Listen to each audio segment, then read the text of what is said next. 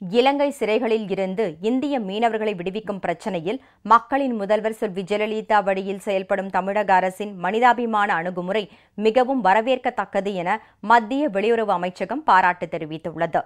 தமிழக மீனவர்கள் தங்களது பாரம்பரிய மீன்பிடி பகுதியான பாக் நீரிணை கடல் பகுதியில் மீன்பிடிக்கும் போது அவர்களை இலங்கை கடற்படையினர் சிறைப்பிடிப்பதும் அவர்களது படகுகளை கைப்பற்றுவதும் தொடர்கதையாக உள்ளது. இலங்கை சிறைகளில் உள்ள மீனவர்கள் மற்றும் இலங்கை அரசின் வசம் உள்ள தமிழக மீனவர்களின் படகுகளை விடுவிக்க மக்களின் முதல்வர் செல்வி ஜெயலலிதா வழியில் செயல்படும் தமிழக அரசு தொடர் நடவடிக்கைகளை மேற்கொண்டு வருகிறது.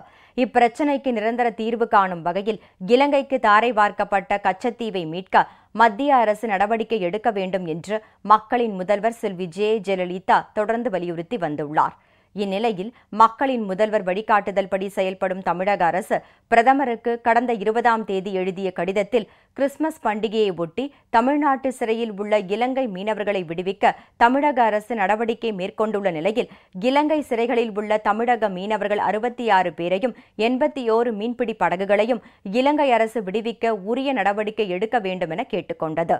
டெல்லியில் நேற்று பேட்டியளித்த மத்திய வெளியுறவுத்துறை செய்தி தொடர்பாளர் திரு சையத் அக்பருதீன் இந்த பிரச்சினையில் மக்களின் முதல்வர் செல்வி ஜெயலலிதா வழியில் செயல்படும் தமிழக அரசின் மனிதாபிமான அடிப்படையிலான நடவடிக்கை பற்றிய கேள்விக்கு பதிலளித்த போது தமிழக அரசின் இத்தகைய அணுகுமுறை வரவேற்கத்தக்கது என்று தெரிவித்தார். You see, it is important for India and Sri Lanka to work out a system whereby we deal with these issues in a humanitarian manner. So any effort towards working out that system is welcome because it helps the fishermen on both sides of the Park Straits. மக்களின் முதல்வர் செல்வி ஜெயலலிதா வழியில் செயல்படும் தமிழக அரசு கேட்டுக் கொண்டுள்ளபடி இலங்கை அரசின் வசம் உள்ள 81 தமிழக மீன்பிடி படகுகளை மீட்பதற்கும் நடவடிக்கை மேற்கொள்ளப்பட்டு வருவதாக வெளியுறவுத்துறை செய்தி தொடர்பாளர் தெரிவித்தார்.